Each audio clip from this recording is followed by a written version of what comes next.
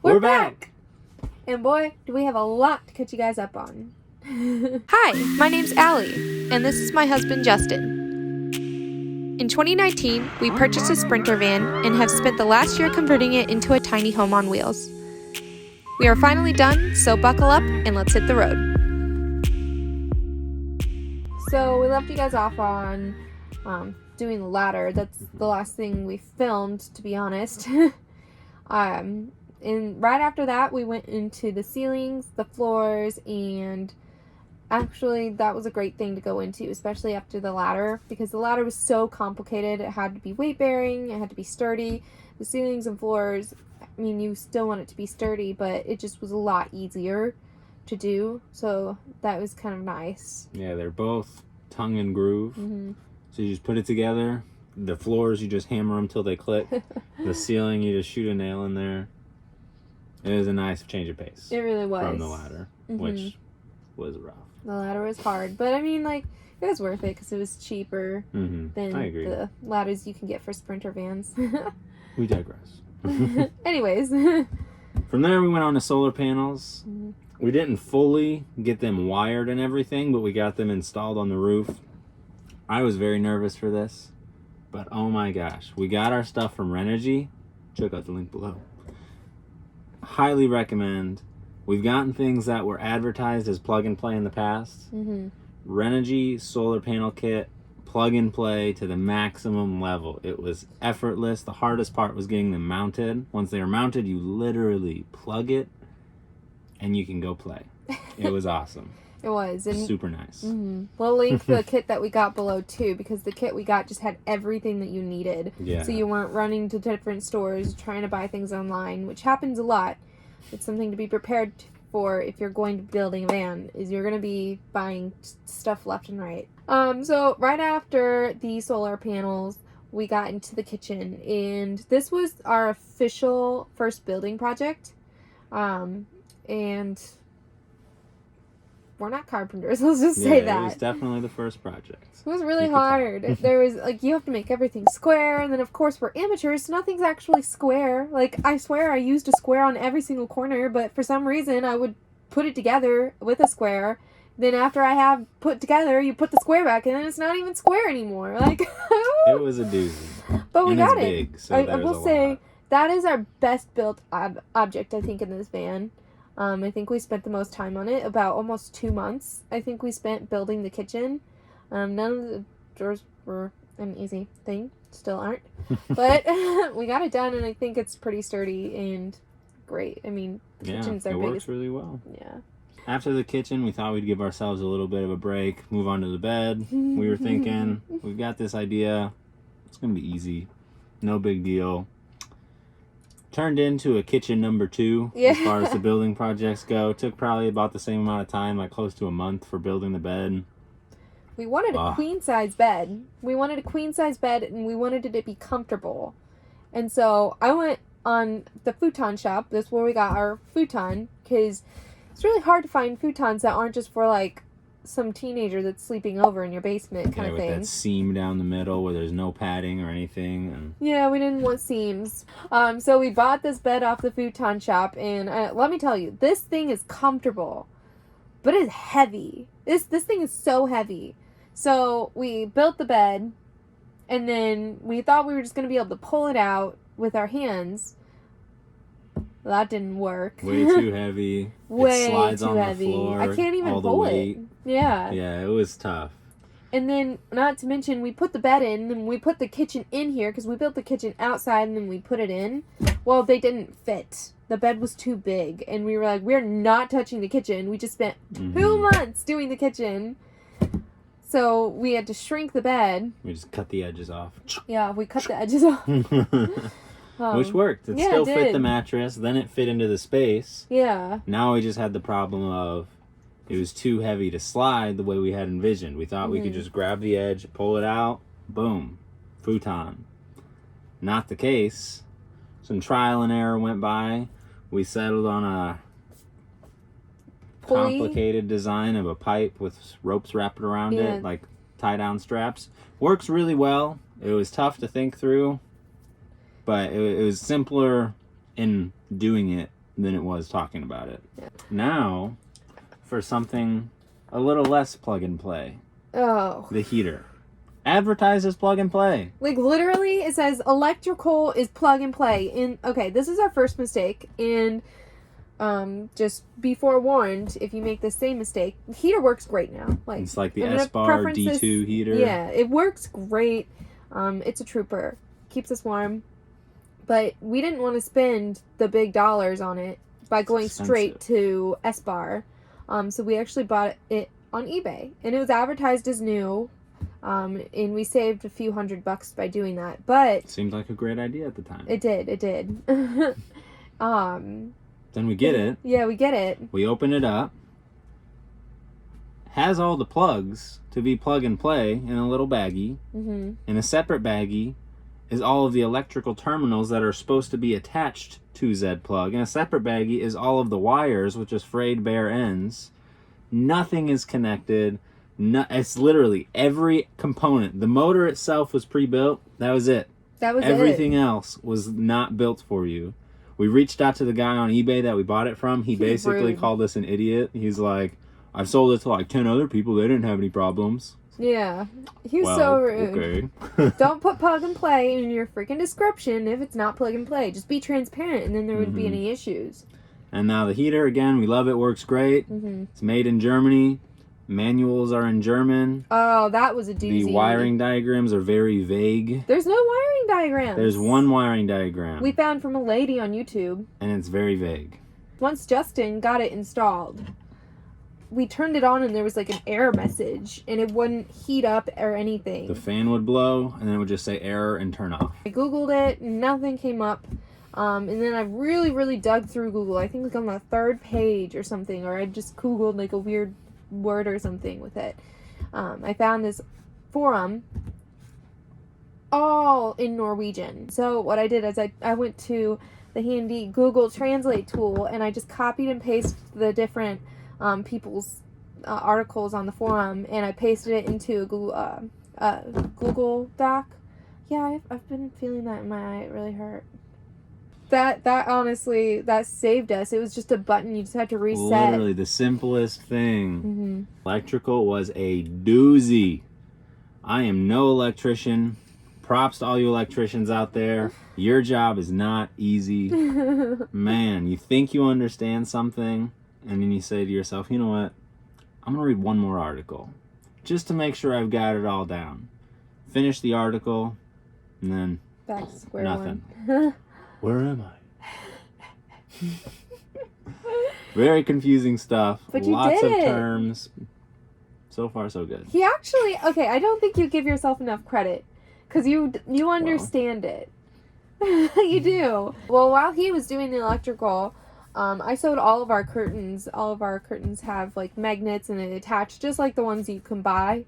But again, we were trying to save as much money as possible, so I was like, I'll just make them because they're like $1,500 if you want to buy all of them. And I went to school for fashion design. I've been sewing since I was like 8, so it was pretty simple for me. I've heard the opposite of people without sewing experience, but if you have questions, leave them below, and I'm happy to try to answer them for you. But Yeah, it saved so much money. Like these curtains were only $100 total, and we have 2 back window magnetic curtains, the side window magnetic curtains.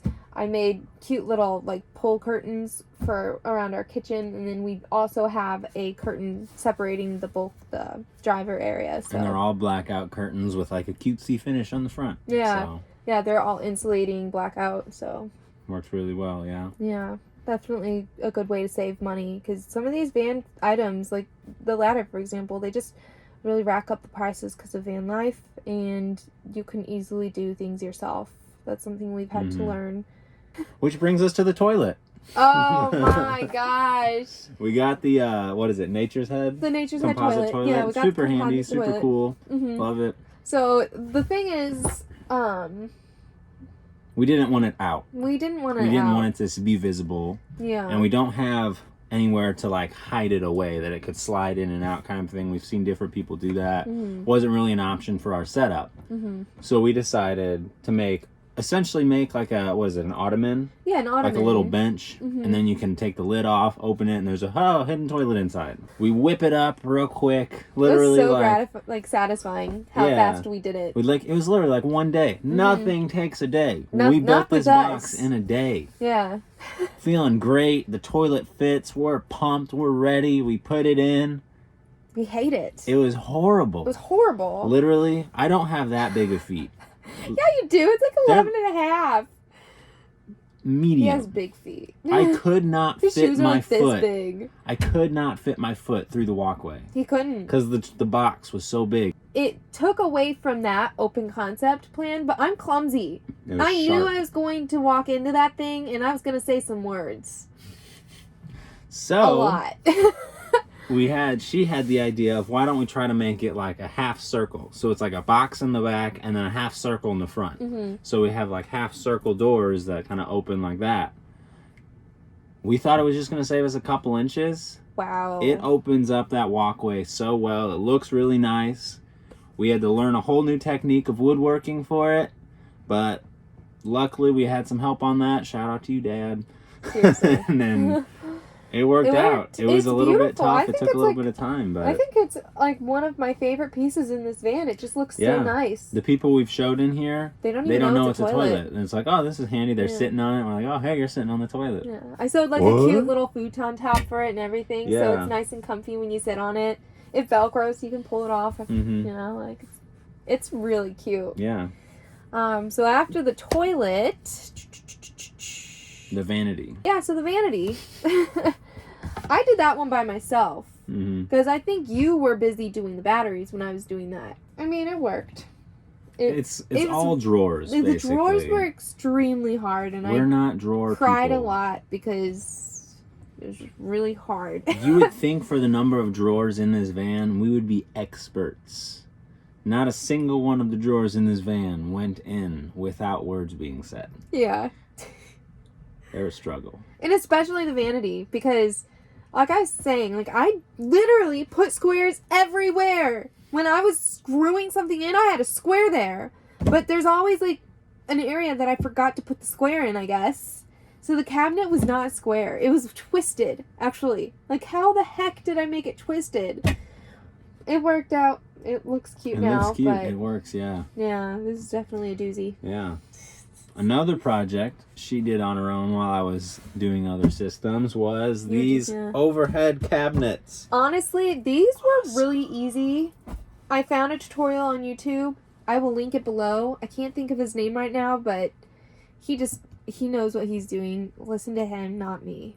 I think I was working on propane while she was doing that. That was a job. Propane seems very simple. I mean, anybody, I'm sure, there's like a profession of propane installation, whatever, blah, blah, blah. I'm sure they would cringe at me saying that. For a fair reason. It's not that simple. Apparently, there's a variety of fittings out there. That was what I had so much trouble with. I laid the system out, and I said, oh, great. I've got this. We literally sat on the floor in the Home Depot aisle. I got all the pieces together, and I said, this is it, babe. This is our propane system. Buy it all.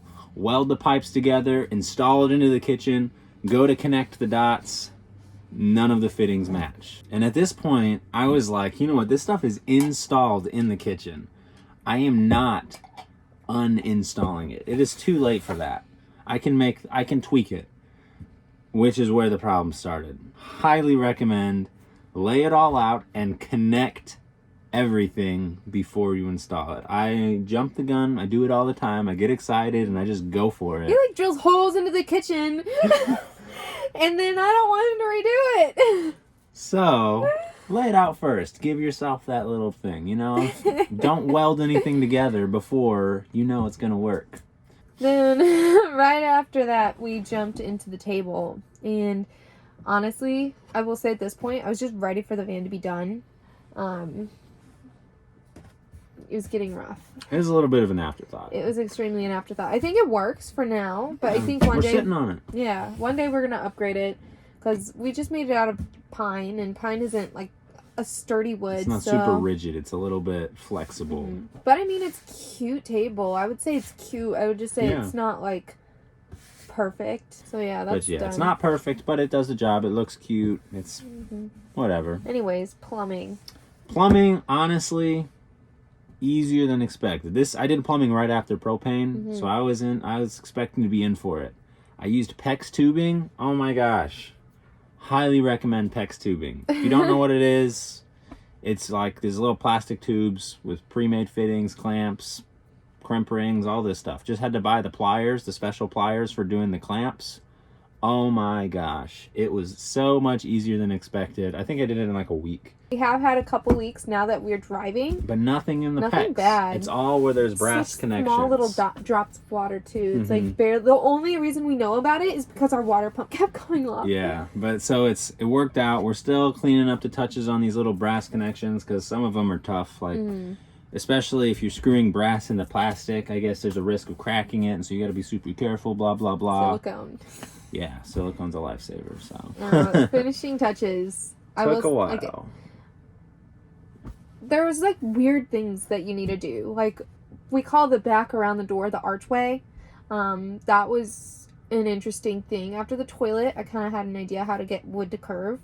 And then above the sliding door, VanLife Sagas, they have this beautiful like molding up there, and it just looks so perfect and clean. And so I took a screenshot from one of their videos.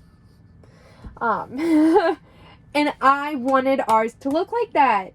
They do have a ProMaster, I think. So I don't think they have a Sprinter. It's not quite the same shape and everything. Yeah. By the time we got to the finishing touch list, there's finishing touches. You got to do touch-up paint. You got to put trim pieces up. You got to silicone gaps, things like that.